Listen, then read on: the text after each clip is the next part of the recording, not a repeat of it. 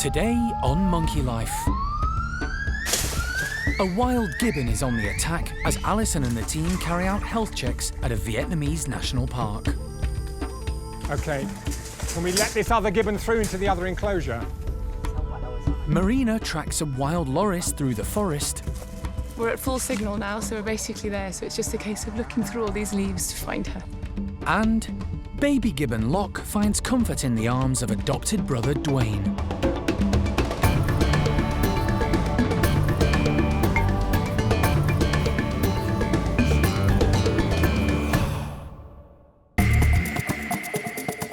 This is Tien Rescue Centre in Vietnam, sister sanctuary to Monkey World and overseen by its director, Dr. Alison Cronin.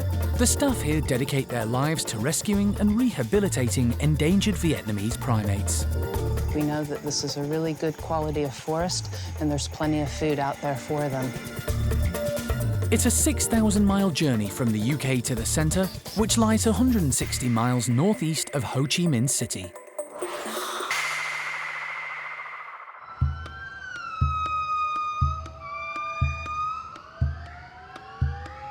It's early morning at Tien, and the golden-cheeked gibbons are in full song.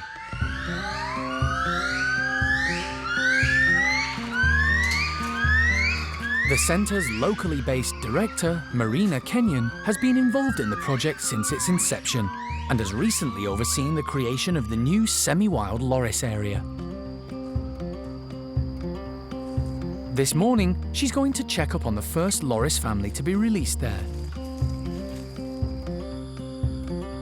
Last night, Batman and his partner Hope, along with her two twins, were let out of the holding cage and into the trees in the semi-free area. The four Lorises were soon out exploring their new surroundings and seemed quite relaxed as they tucked into the food left out for them. They were left in peace to get on with familiarising themselves with their new home. And now, Marina wants to check all four are still together. They all came out incredibly confident, went up high, higher than they've ever been before in their lives. So really pleased this morning. They're actually sleeping at around 4.5 meters, which is a perfect height for Loris.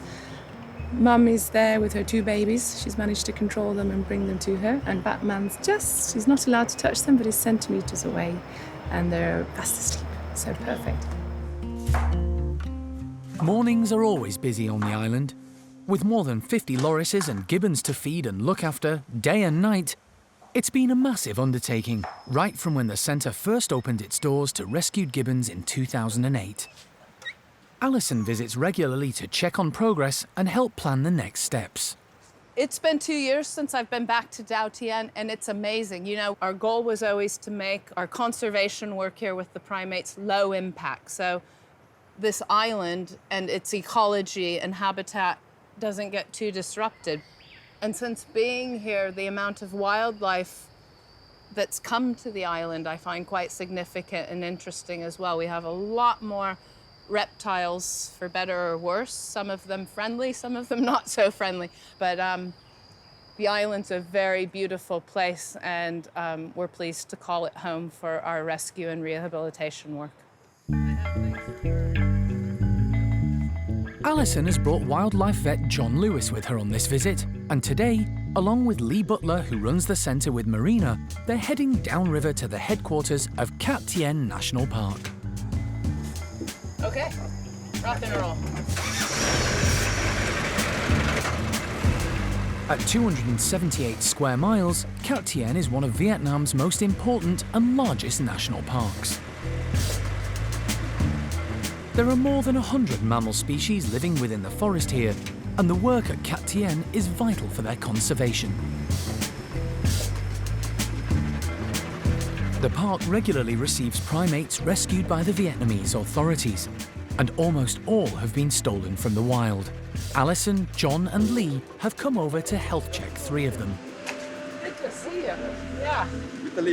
If the 3 gibbons prove to be healthy, they could potentially transfer to Tien for rehabilitation and, hopefully, future release back into the wild.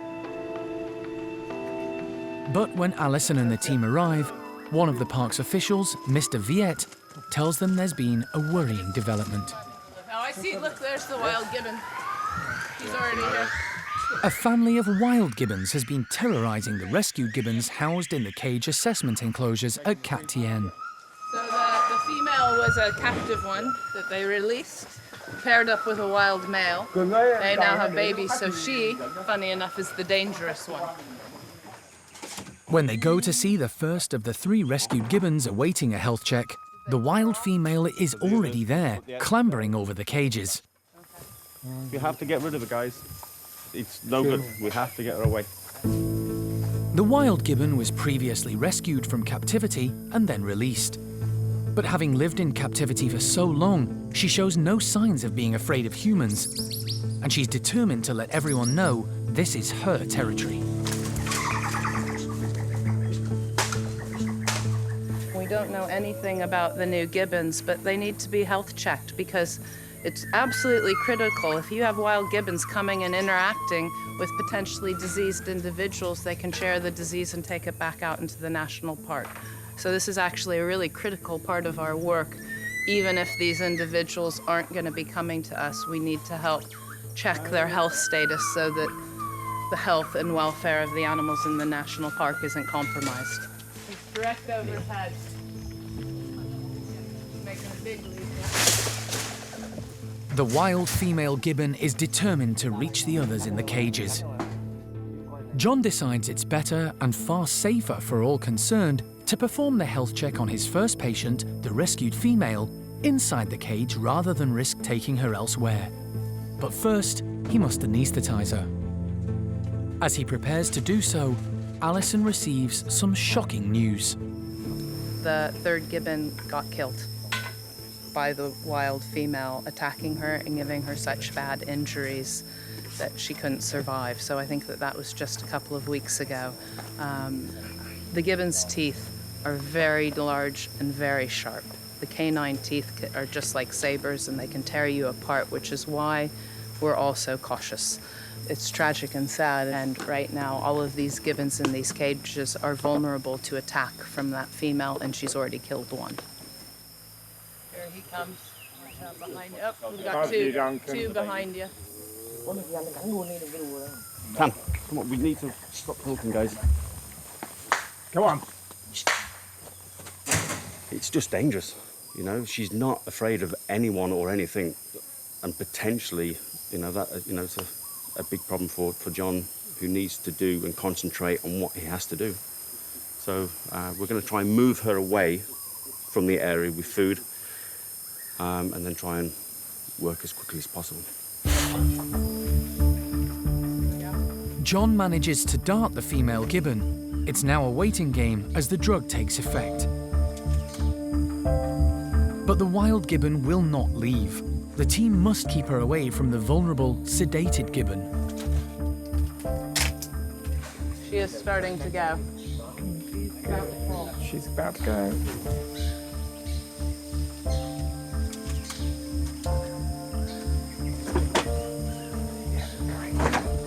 The anaesthetic kicks in and John can get to work. He checks her heart first. All the time, the rangers from Tien are doing their best to keep the wild gibbon at bay. Next up, a full set of bloods, vital to check she isn't carrying any disease. She needs a clean bill of health if she's going to make it to Tien and ultimately be released back into the forest. So far, we're okay. The animal is fine. Stable under anaesthesia. We're just taking bloods. We've done the transponder. And then once we've done those 2 things, I'll have a closer look at the rest of her body. Her teeth are good, her mouth's fine, no problems there. She has a slightly strange heart sound, but sometimes that can be a result of anaesthesia. So I'll have a good listen at the beginning, and then I'll have a good listen at the end, and often you find that corrects itself. Okay, guys.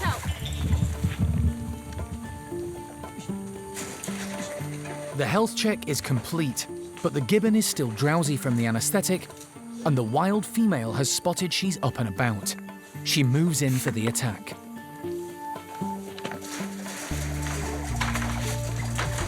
Okay, can we let this other gibbon through into the other enclosure? you have a bigger side to defend then. But yes, but this is all open mesh, and that's half closed mesh. They need to get the still sedated gibbon into the larger part of the enclosure, where she'll have more room to move and evade her attacker. Get out of it, go on! Get going! Go on! Finally, the wild gibbon gets the message, finds the rest of her family, and retreats back into the forest. For now. No, he's gone. He's gone. I just saw him off in the distance. So she's just left. The male was loitering, but he's, I think, going to follow as well. So hopefully we might have a bit of an easier go of it with the male now. Without the distractions from above, John quickly manages to dart the male gibbon, who's next for a health check. Nice one. Still in. But with all the excitement going on around him this morning, his adrenaline levels may be affecting the anesthesia. He's drowsy, but not enough for the team to step in. John decides to give him a small top-up. You can see his eyes are... He's fighting it. Lee's in there only to catch him in case he falls. Gibbons are pretty fragile, even though they're a bit full-on. They've got teeth that can break easily in their arms, so Lee's there to catch him if he starts to fall. And once the male is fully sedated, John moves in. This time the health check goes smoothly. Without any of the distractions from the wild gibbon family, John is quickly able to check him over, insert a microchip, take bloods, and check his weight. He's pleased with what he's seen so far. I mean, they're good-looking animals, both of them. The male, the dark one, is what they call subadult. He's not mature yet, but you can see his big canines coming through the gums and causing a bit of inflammation in the gums. He's teething some serious teeth, but he's a typical rangy subadult male. And the female's in good condition too. We see no problems. I can't feel or detect any problems. We'll see what the blood samples show. The team must wait for the results of the hair samples and blood tests for both gibbons before deciding on their future. It's been a full and demanding morning, but they've managed to accomplish what they set out to do under difficult circumstances.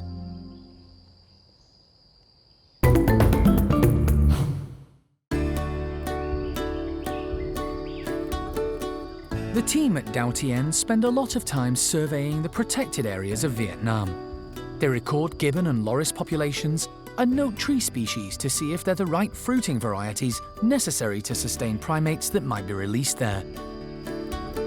The more information they have, the more they can prevent wildlife coming into conflict with local people and farmers.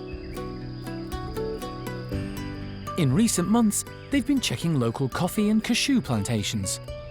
Marina has been getting reports of farmers finding pygmy lorises in the trees, including a location just 20 minutes from Tien. We've been able to remap the habitat and the distribution of potential loris areas in Vietnam, and it's triple of what it initially was. So they like the grassland. In orchards, like in plantations like this, you get lots of insects as well. So it's really, really exciting. There's much more habitat available for loris. The key is that the people just need to leave them alone. And if we can work with the local people and they realise that the loris is the farmer's friend and they don't hunt them, they actually leave them because they're helping, then we have a chance. Today, Marina, along with Mr. Dong, a keeper and tracker from Tien, and Hannah, a postgraduate student, are checking on a wild pygmy loris who's taken up residence in this cashew plantation. Chi is a middle-aged female who the team fitted with a radio collar before releasing her back into her home on the plantation.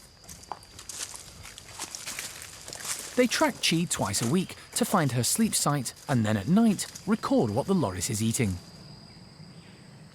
We hope next year to bring the local farmers onto our tracking team so they too can watch and say, oh, she's not really eating the fruit, she's focusing on the insects and all those nasty pests that hurt my crops.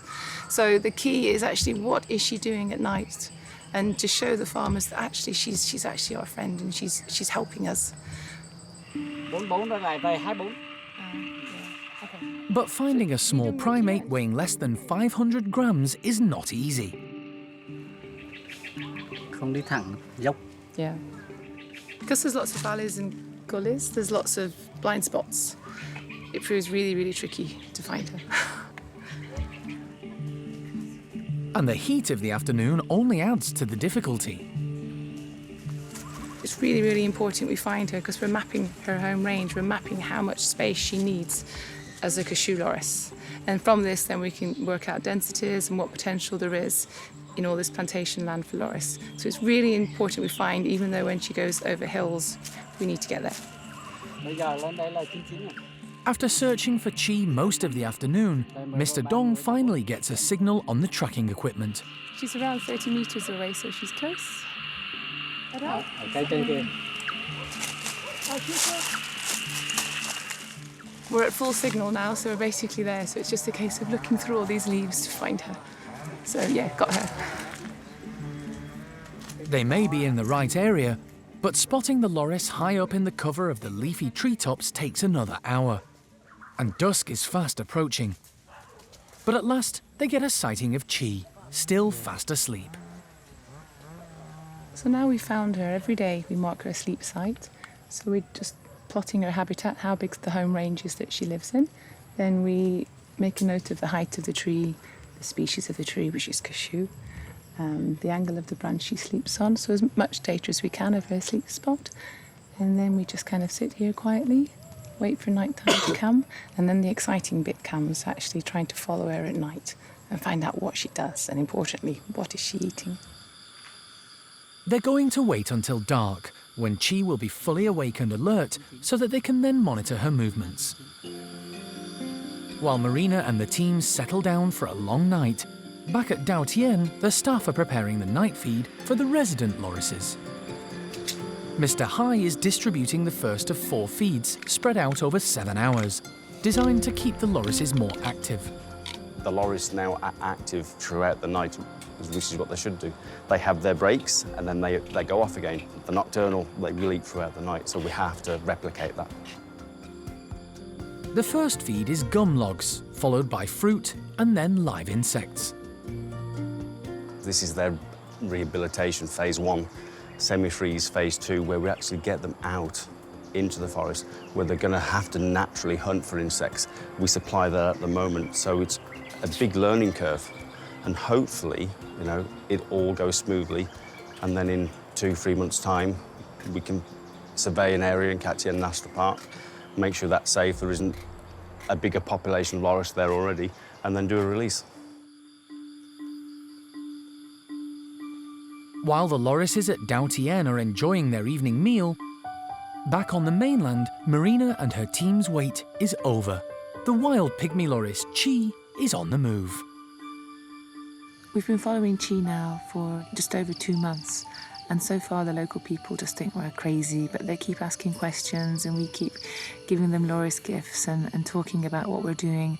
And we're just going to start doing awareness events, showing videos of our work on Tien with loris, lots of nice pictures of loris up close, and also work that other people are doing, like in Indonesia, so they become aware that actually lots and lots of people care about loris, and they're actually one of the privileged few who still have a healthy loris population close by. And together, as in different countries, in different regions, we can all work together and save them.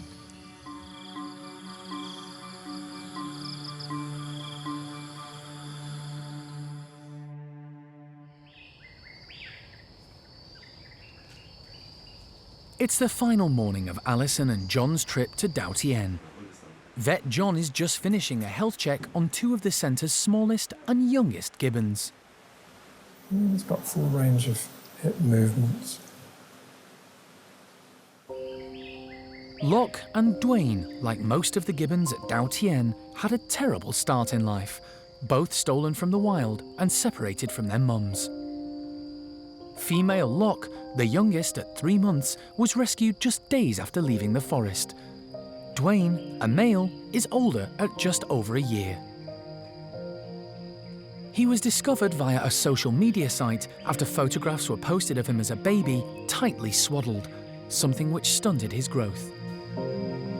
When he arrived here, he didn't even know how to use his arms and reach out. And for a gibbon, it's just unimaginable that they wouldn't know how to use their arms. And we're trying to turn that around here at Tien.